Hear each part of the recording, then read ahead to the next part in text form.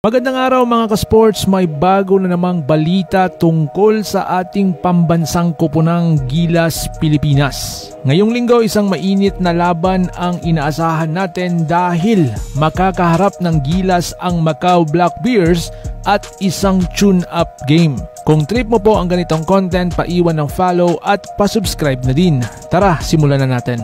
Ang tune-up game na ito ay hindi basta-basta. Isa itong preparasyon para sa mga upcoming tournaments ng Gilas kagaya ng FIBA Asia Cup Qualifiers at iba pang international tournaments. Mga ka-sports, gusto ng coaching staff na masubukan ang chemistry at kondisyon ng ating mga players. Laban ito para makita kung sino sa mga players ang handang lumaban sa mga mas malalaking koponan. At siyempre, magandang pagkakataon rin ito para makita rin natin ang mga bagong mukha na pwedeng maging susi sa tagumpay ng ating Gilas, Pilipinas. Ang Macau Black Bears ay isang professional basketball team na naglalaro sa Asian Basketball League o ABL. Kilala sila sa mabilis at physical na laro. May mga imports din sila mga sports na napakamatitinik kaya hindi magiging madaling laban ito para sa ating national team na Gilas, Pilipinas.